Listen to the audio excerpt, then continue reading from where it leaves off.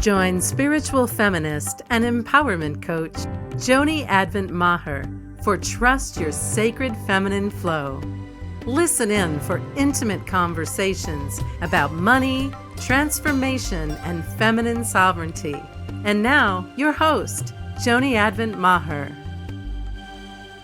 Welcome to Trust Your Sacred Feminine Flow. I'm your host, Joni Advent Maher, mystic, spiritual midwife, and transformational guide.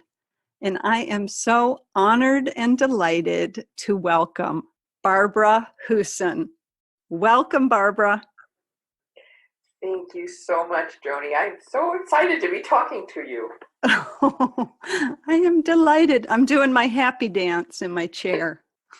So, I'm going to share with our listeners the wonder that is Barbara and tell them a little bit more about you before we dive in.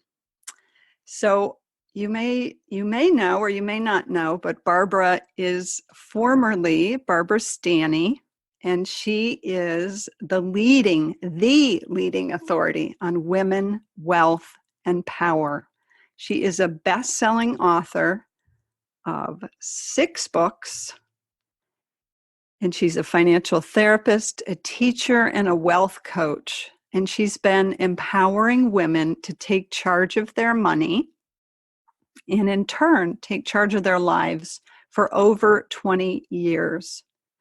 And she says something really powerful and impactful that I want to share, which is that financial success for women is about far more than money. It is a personal rite of passage into your own power. So I want to pause there and just have you speak to that for a while. And there's more we can share from your bio a little bit later, but that is such a lightning rod of a statement and feels so important to me. You know when I first realized that when I wrote, so I'm a writer. I come from a wealthy family, and I married a man who was a compulsive gambler. He lost all my money, and Wow. I knew for 15 years he was gambling my money away, and I never stopped him. Because I was so terrified of anything to do with finances. Mm. And after our divorce, finally got a divorce, I got tax bills for over $1 million. And I did not have $1 million. My ex had left the country. My father wouldn't lend me the money. I had 3 daughters. I was not going to raise them on the street. I started praying really hard. Help me, God, help me. And I go to classes, I read books, and my brain would fog up and my eyes would glaze over. And I just kept praying. And I really believe when you make a commitment, like a conscious commitment, like a down to your toes commitment, the universe revolves to help you reach your goal. And I was hired for a freelance writing project. I was a journalist with the San Francisco Business Times. And I was hired for a freelance project to interview women who were smart with money. Mm. Those interviews changed my life. They became my first book, Prince Charming Isn't Coming. A woman gets smart about money.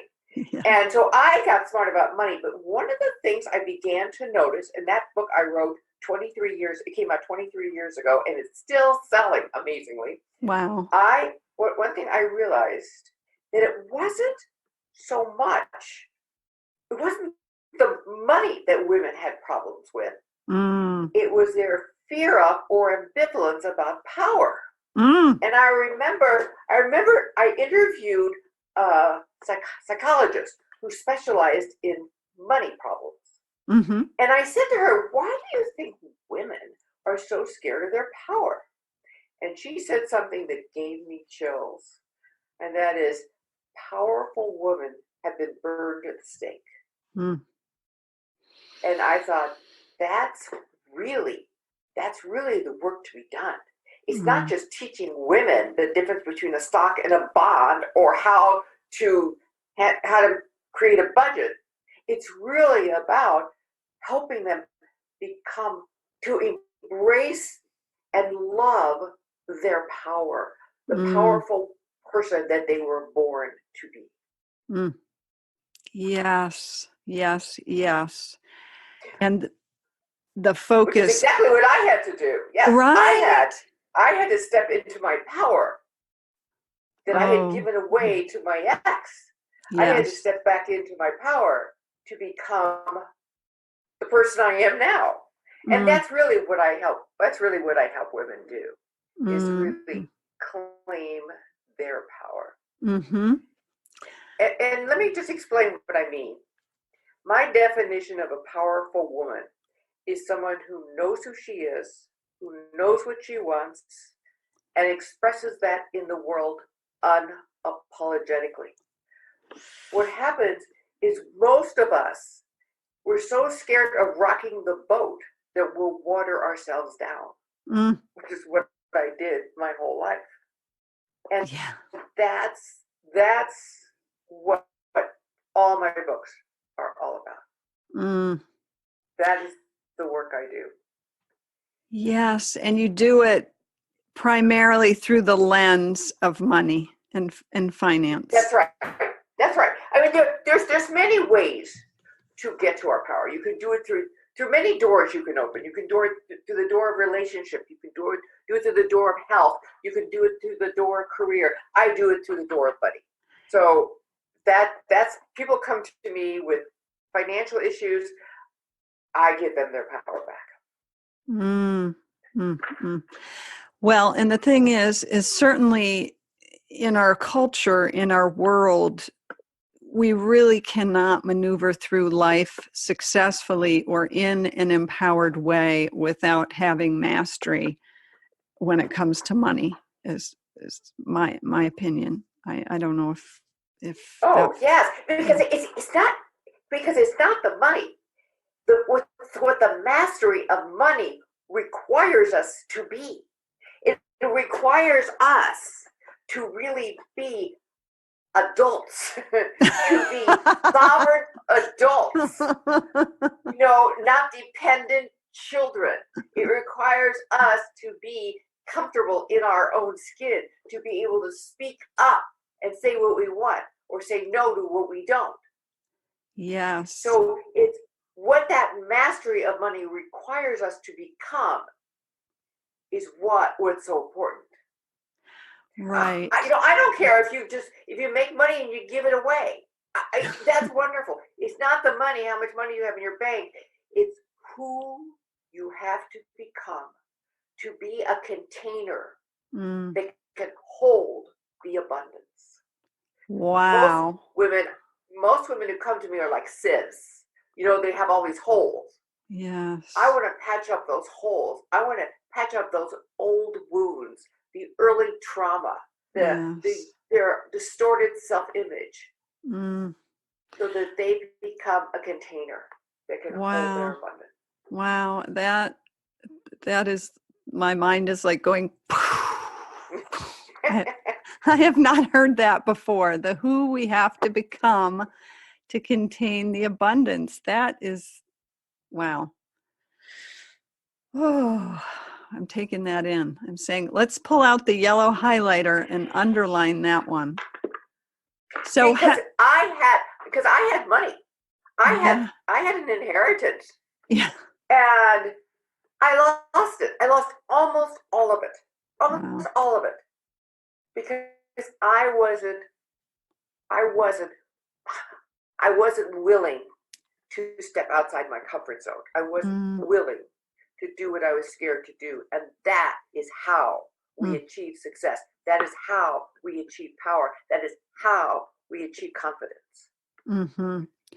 Yeah, so you go back to the S word, success, and one of my favorite books that you have written is Sacred Success. And I love just that idea of sacred success, because I'm all about the spiritual and the sacred, and the idea of those two going together, because certainly there are times when people feel like they're mutually exclusive, that money and spirit cannot coexist. So what do you have to say on that? I see that I see that all the time. And I believe, I wrote in that book, and I truly believe that money is God made visible. Wow. Because in this culture, money enables us to live a life that we deserve, that we desire, that we are born to live. Mm. That I believe we are all, I love what Michael Beckwith says. You know Michael Beckwith, The Secret? He's a, yeah, okay. So the Reverend Michael Beckwith says, how can you be the light of the world if you can't pay your light bill? And I believe we were all meant to be the light of the world. We cannot possibly pursue our purpose and play full out if we're struggling to make ends meet, if we're drowning in debt. We just can't. Yes. So when women come to you and they have that challenge, do you have tools or exercises, or you just kind of give them the sacred download of this is the way it is, or is there a way to help? I was trained as a therapist. Yes. I got my master's in counseling psychology. So what I do is a mixture of therapy and coaching and teaching about money. So that's what I do. And when I coach someone, what I have them do is the first thing they do is they have to write down a list of what they want the outcomes to be, what they want to happen as a result of our work together. Not what their goals for their life, just what their goals are for our work together. And this is the first step in taking your power back. The first step is what I call asking yourself the power question. And the power question is, what do I want? Not what my husband wants, my kids want, society wants, my parents want. What do I want? And that conversation, just because many women don't know what they want, or they think they want something, but it's not really that. Yes. So just that conversation, just really honing in on what do I want, and getting to the core of why they don't have it, just really brings up so much that we can start shifting. Right, and there's so much permission giving just in that question, because it certainly says that it's okay to want. It's okay to receive what you want. I mean, there are so many layers just in that. Yeah, just in that. Now, you're right. You are so right. Now, what I've started, I'm writing a new book, and I just sold it to McGraw-Hill, and it's going to come out probably in 2 years. But I've been working on a new body of work for the past 4 years, and it's about training the mind to rewire the brain. We call it the rewire response. And so what I do is, yes, give them permission. Yes, give them clarity. But the way to get women past anyone past their resistance simply comes from deeply embedded beliefs about themselves or money that have been imprinted on their brain probably since childhood. Yes. And those hardwired neural pathways, it's a bitch. It's a bitch to try to change. They like suck you in like a giant Hoover, just sucking you in, sucking you back to the old behaviors. And so it's about training your mind to exhibit, to engage in healthier behaviors. Yes, I know you've been doing some of that work in, is it your group programs, or I know I'm on your email list, so I see that piece. So you've been working with that already with women. Yeah, I've been doing research on that for 4 years. And so that's when I thought, okay, I'm ready to write this book. You're I've ready. been doing it on me. I'm my best guinea pig. Yes. Well, and it's so in line with what seems to be kind of the cutting edge, both therapeutically and transformationally, around trauma and the nervous system and the body and the mind and all of that, the rewiring that happens. So, I believe, I'm convinced yes. that what keeps smart, successful, even high-earning women from taking control of their money Yes. is unresolved trauma and pain. Mm. Because what happens is they create financial chaos unconsciously. They Right. don't pay their bills. They are chronically overspending. They are under earning, whatever, because they create financial chaos as a distraction from the intense pain that Mm. the old trauma and shame brings. Mm-hmm. Mm-hmm. Mm. Mm. Yeah, I have seen that as well. Looking through the financial lens is a powerful lens. It really illuminates so many places of wounding or distortion, and that's not to say I'm completely on the other side of it myself. But Oh, honey, nor am I. Nor am I.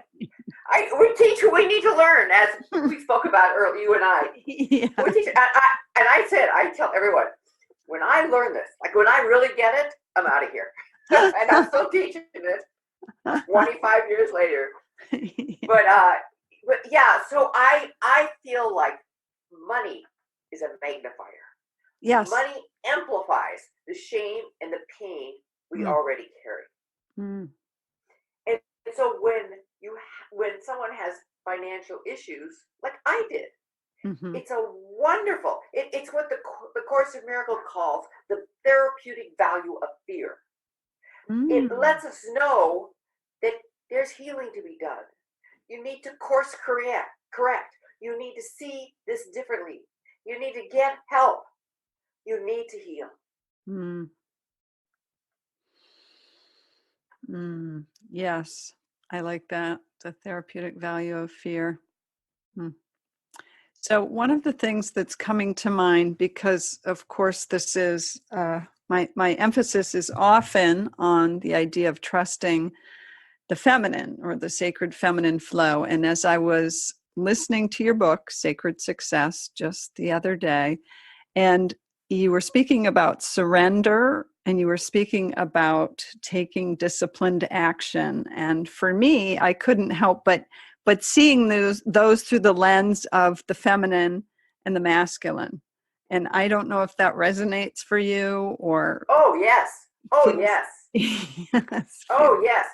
Because we are so yes, totally. It is surrender is very hard in this culture. Period. yeah, In a patriarchy, right. surrender is frowned upon, greatly frowned upon. And Yes. yet, it is the source of creativity. It is the source of healing. Mm. And so, if we can learn to balance out the feminine with the masculine, Yes. I think it'll change this planet. If if we can work, if we can find, we can get enlightened women, empowered women to work together with enlightened men Mm-hmm. who have a balance of the masculine and feminine. This world will change. Yes. Yes. And I personally believe that certainly we're doing that internally within ourselves, but we're also doing it, as you said, in relationship. And I hadn't, you and I haven't talked about this before, but would you be willing even to share a little bit about like what it's like now? I know you're married to someone and just walking this journey with a partner, because so many of us are walking the journey with a partner, and how to do that as partners and equals. And when the issue of money comes up, is that something you're open to? Oh yeah. So I've walked through this journey with 3 partners. This is my Okay. 3rd. Yes. The first 2, I had the wrong partner for sure. But Yeah. I'll tell you why. Because I hadn't come to terms and become comfortable with my own power, with Yes. my Interesting. own, with my own sense of self. Mm. So I kept attracting men that mirrored my shadow, Mm-hmm. that mirrored my that you know what that means, that your shadow, those parts of yourself you don't like and you disown. Yes. And even though those parts of ourselves that we disown, that's how we disempower ourselves. We need to accept Mm. all of who we are. So Mm. I did a lot of work between husband number 2. I call my first 2 husbands my training wheels. I did a lot of work on myself to really get strong in myself, to get Mm. clear on what I wanted, what I needed, what my soul was yearning for, Mm. and honor that. And then I found a man who mirrored that back to me, who Mm. so honored and respected. And he after our first date, he went the next day. I showed him the Course in Miracles on our first date. The next day, he went to the bookstore to buy the Course in Miracles. He opened the car door. He stepped out, and he heard a voice in his head that said, "You are here to love, respect, and appreciate Barbara." Wow. And he says that to me practically every single day. Wow. I know. I've never had that. There's no man in my life, starting with my father, who ever felt like that. But Wow. I contend that is because I learned to love and respect and appreciate who I am, Mm. warts and all, Yes. that I was able to attract someone who was at that level, at that frequency, Mm. at that level of acceptance. Right. Well, I think so many of us, it's so easy and tempting, and I certainly have done this much in my, because I have a 30-year relationship. So to per- Oh, so to disown. nice. Well, thank you. Yes, thank you. And when you meet someone when you're in your mid-20s, you know, there's a lot of kind of growth, we're going to say growing pains that go with that. So, but the point is to do that work of getting comfortable with owning your own power and not like putting it on the other person or making them, projecting Yeah, but that. Go ahead. that's right. But he must be doing the work too, because I did that in Yes. both my marriages, first marriages. Yes. I did the Yes. work, but they didn't. So Yes. as I got more accepting of me, they got more threatened. Yeah. Yes. So I Okay. decided I'm not going to find a man who's insecure or unwilling to do the work. I'm going to do the work so I can find a man who's also willing to do the work. Yes, And I that did. is a good point. And we do. We don't necessarily And do it in the same way or at the same oh, of course pace, not. but Yes, but you got someone who's willing to do it, and I say kudos to you. oh, How blessed you are. thank you. Thank you. Yes. And I'm saying kudos to you for calling in this partner and this Oh, man who, yeah. yes, he's wonderful. He's wonderful. He's Mm, really wonderful. mm. So, So I guess I'm wondering, because you have achieved so much, and I'm looking at your bio, and you've been on like Good Morning America and The View and MSNBC and all the NPR and Fox News and PBS. So I just I really loved in your book that you talked about distinguishing between the soul in the ego. And as someone who has achieved a lot and as someone who is an expert, I guess my question is about that, walking that line of being your human self, like being your right size self, if that makes sense. Like not being bigger than you are, but not being smaller than you are. It seems like is the part of our journey. That's a delicate walk. I always want to see myself as smaller than I am. But I think what's really been a profound, well, I know it's had a profound impact on me, is like 33 or 4 years ago, I found the Course in Miracles. Mm-hmm. And I have been studying the Course in Miracles for way over 30 years. Mm. And now my husband, we've been together for 12 years? My husband now immediately started studying the Course in Miracles with me. And the Course in Miracles is very clear that we have two thought systems. There's two parts of our mind. And each part has a separate voice. And there's the voice of fear, which is our ego, and the voice of love, which is our soul. Mm. And that there's really, it all boils down, we own everything, all boils down to two emotions, love or fear. Mm.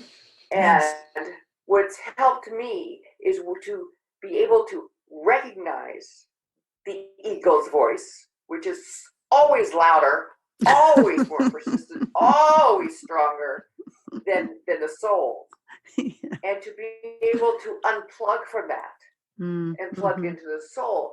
And one of the ways I do that is by constantly, I don't know, it's a prayer, it's kind of like it's kind of very much like you would probably do. I just say, okay, God, use me. Use me. And so I don't feel like it's me as much as it's a co-creation with the divine. Mm-hmm. Yes. And so I feel and that's what I learned. So Sacred Success was birthed when I got the idea after I wrote Secrets of Six-Figure Women and Overcoming Under-Earning. I, who was a chronic under-earner, started making, in the year 2000, six figures before I even finished writing the book, Secrets of Six-Figure Women. And then I wanted to see if I could teach others how to do it, and I wrote Overcoming Under-Earning, and it's been remarkable success. And I forgot where I was going with that. What were we talking about? We were talking about, typically you had related as being smaller than you really are. Okay. Yeah. Okay, so I decided after a couple of years after I wrote Overcoming Under-Earning and I was making a really decent six figures, I decided I had a new goal. I wanted to make millions, help millions, and give millions. That was my new goal. And I thought the way I'm going to do this, the way I've done everything else, I'm going to interview women who make 7 and 8 figures, and I'm going to write a book about it. So I spent 3 years interviewing women who made 7 figures. I had no trouble finding them. But at the end of 3 years, I was nowhere near making 7 figures. I was probably doing, it was 2009, the worst year I'd ever had up to that point. And I thought, what is going on? And I remember talking to a therapist and a coach, and she said, Barbara, you're too into doing. You need time for just being. And so I took the transcripts of my interviews with these women, and I went away for 4 days. Went on a silent retreat, and I reread those interviews, and I saw then what I had been missing. I had been so dazzled by their outrageous success and my desire to duplicate it that I missed the most fundamental part, is how they were achieving it. These women were doing it in a very different way than the world, i.e. men, than the world models. And the way they were doing it, the game they were playing, is what I called sacred success. And sacred success means pursuing your soul's purpose, doing what you're here on this earth to do for your own bliss and the benefit of others, while being richly rewarded. Mm. And I realized during that weekend, as I read the transcripts from a surrendered place, I realized that in order to go from under earning to higher earning, in order to go from survival to stability, you must have a profit motive. You Yes. must love money. You must want money. Money's a good thing. That's great. But to go from stability to affluence, to go from enough to more than enough, that's a different game. That's secret success. And while the desired outcome, one of the goals is profit for sure. But the prominent goal, the most prominent goal, the overriding everything is achieving greatness. And I define greatness, paraphrasing a quote by Fred Buchner, as that place where your deep gladness, doing what you love to do, meets the world's deep hunger. And that is what sacred success is all about. And that is how you achieve affluence using the feminine spirit. And that is how we change this world, person by person. If we all had greatness as our motive or our guiding light, how would this world be a different place? Oh my goodness. And greatness, you don't have to be working on a global initiative. No. It could be just affecting one or two people. It's really about hearing and following your soul's whispers. Yes, and doing and being what you came into this life to be and do. Yes. So vitally important. And I just think about just all those women that are listening right now. It's like the reason I invited you, Barbara, to be on this show is because I want that idea of sacred success to spread like wildfire. Like I want you, my dear listener, to enjoy sacred success and have sacred success. And I certainly am embracing that and walking towards that for myself as well. And it's as they say, an idea worth spreading. Like when's the TED Talk? Thank you. Yes. Oh, thank you, Joni. Thank you. That is so sweet of you. I really appreciate that. And I know you're doing it because we are both on the same wavelength. We both want to leave a similar legacy. Yes. Empowered women. Yes. And all that brings with it. When women are empowered, research shows it impacts society. I just heard Marianne Williamson talking in some interview about initiatives for peace and saying that when women have opportunity and are empowered, the likelihood of peace is much greater. And certainly in these times, that's a big deal, Yeah, no, I agree. That's a big deal. And yes. And you and I are doing it one woman at a time. And Marianne's doing it by running for president. Yes. We each have our own ways. Right. Well, we each have our own calling. That's right.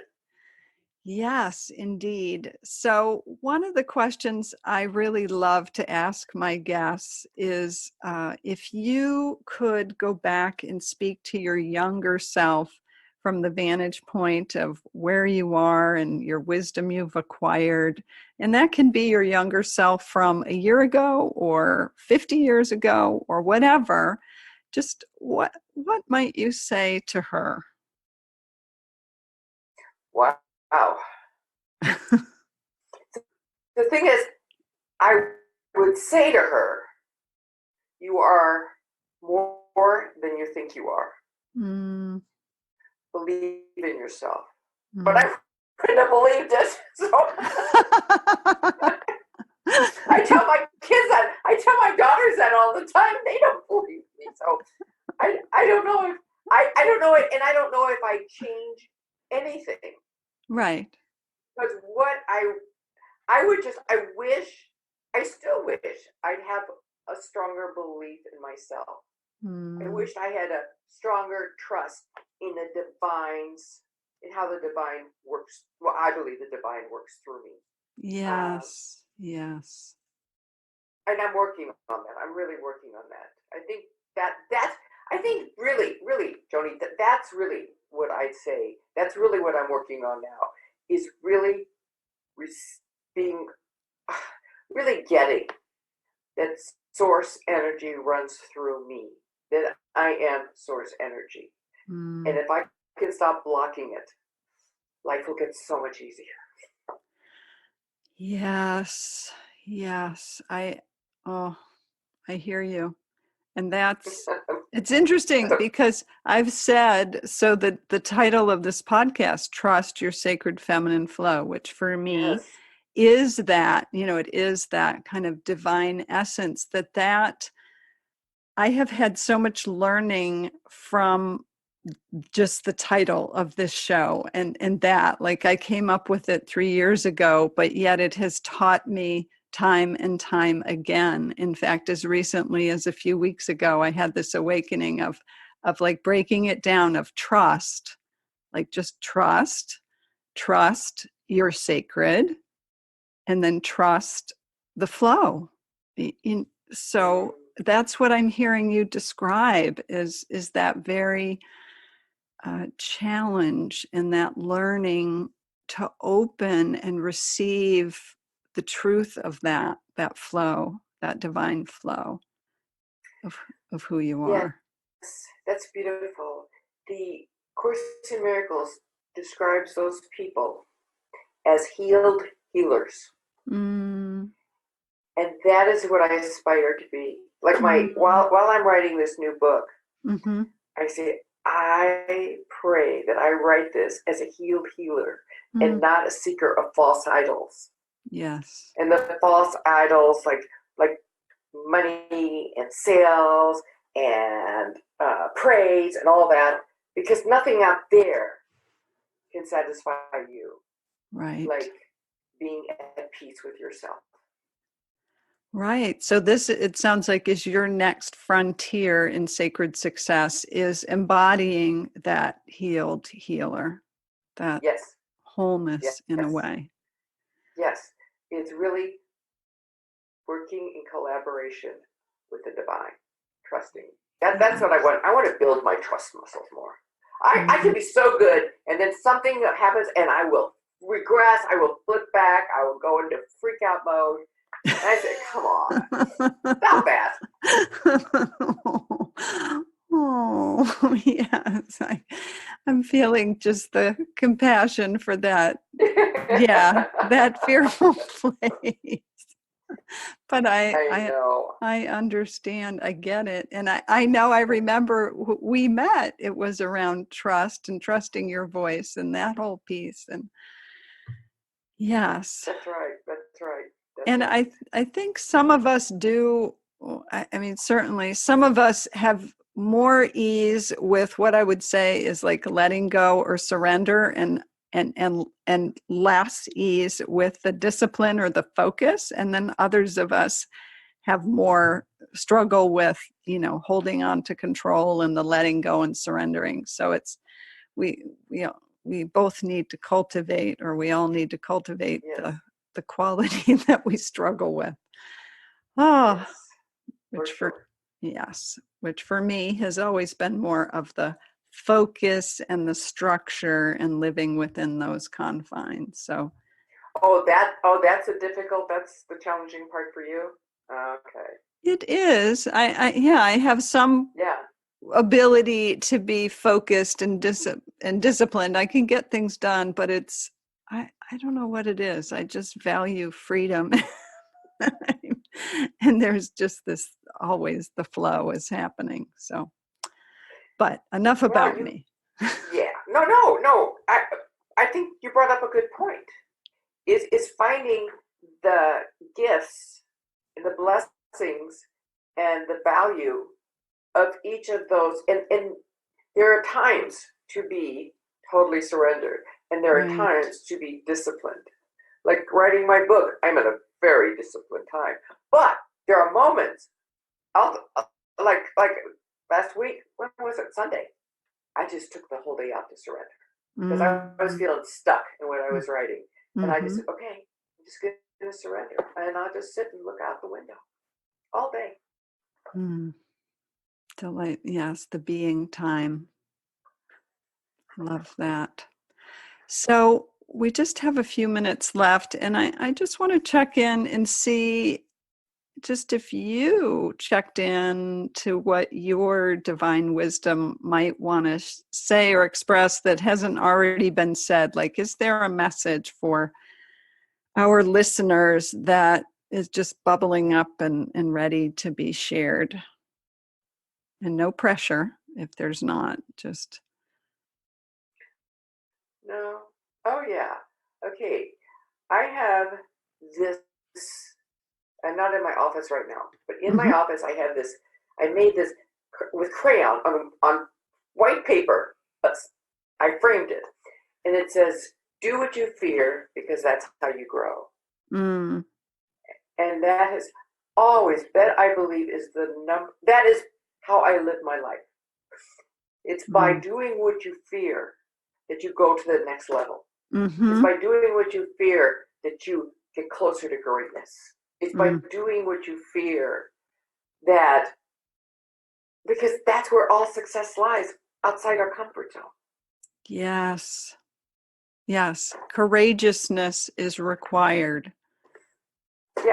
And courageousness doesn't mean the absence of fear. No. It means acting in spite of the fear. Right. And that whole, what is it, the saying that fortune favors the bold? Is that how it goes?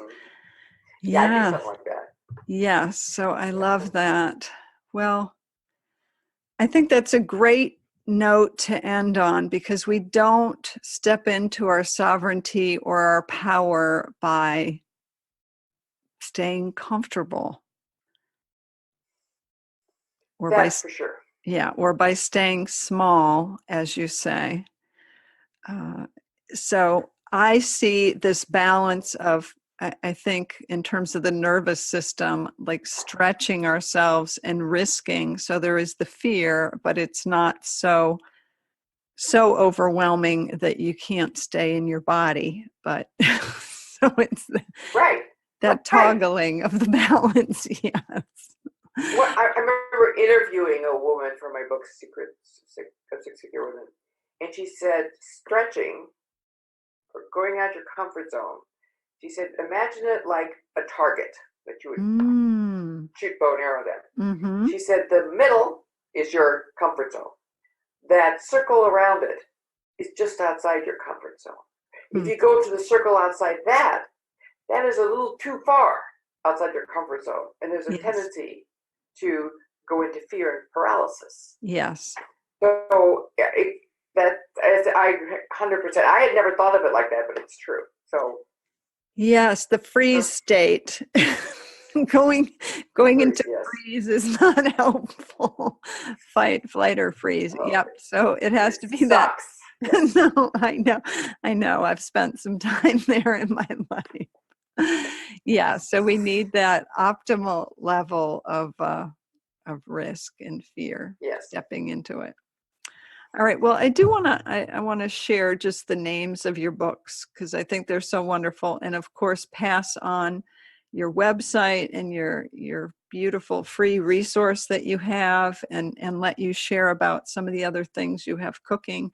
So, as you mentioned, you have Prince Charming Isn't Coming: How Women Get Smart About Money, and The Secrets of Six-Figure Women, which is surprising strategies to up your earnings and change your life.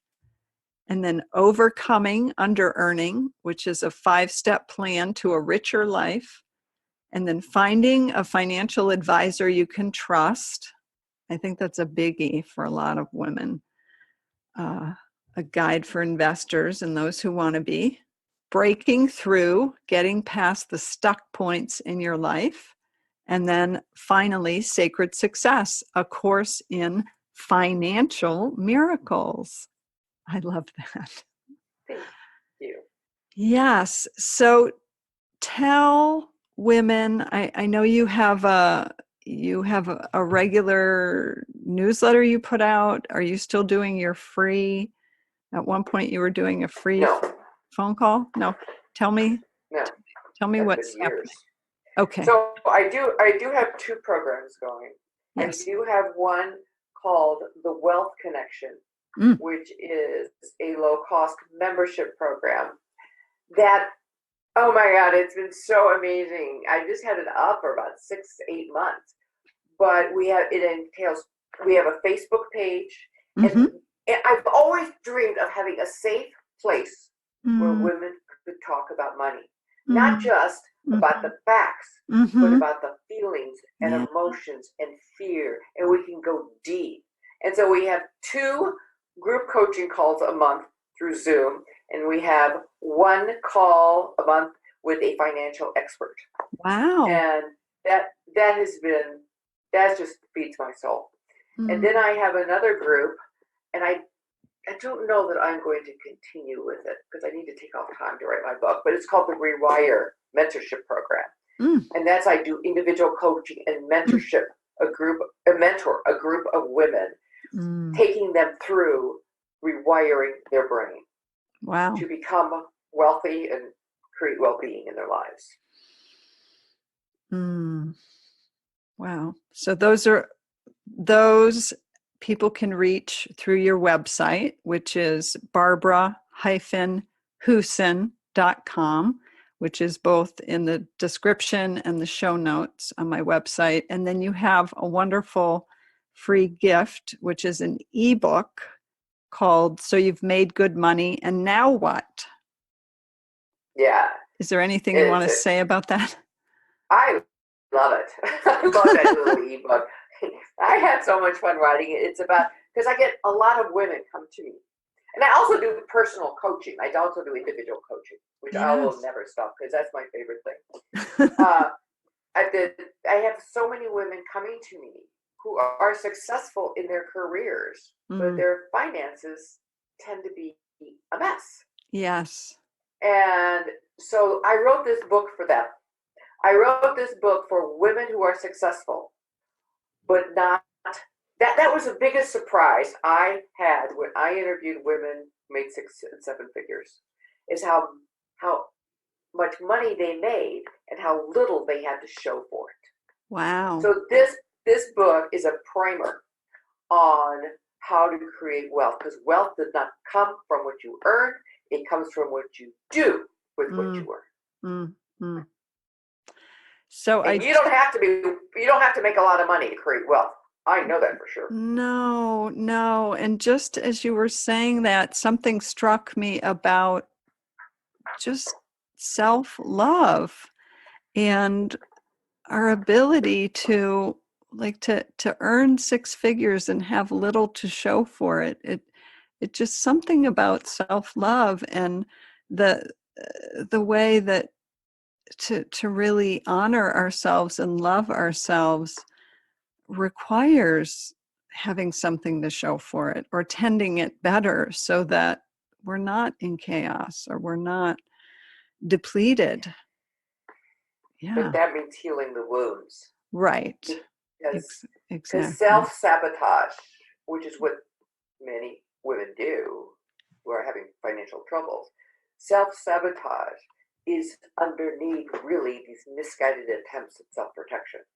Yes. And the running that we do, as the running away from those wounds through the behaviors and the habits that keep us stuck. All right, my dear Barbara, this has been such a delight and such a gift to have you here. Thank you. I've enjoyed it immensely, and I really appreciate your asking me. So thank you. Thank you very much. Yes, you're so welcome. I'm doing my happy dance again. And I want to say thank you as well to our listeners for being here with us today and taking your time. And I want to remind you, as always, to trust what your heart knows.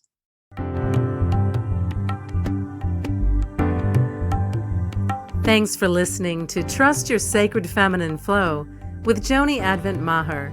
If you like what you heard, the best compliment you can give us is to share our podcast with a friend and subscribe, rate, and review our podcast at iTunes.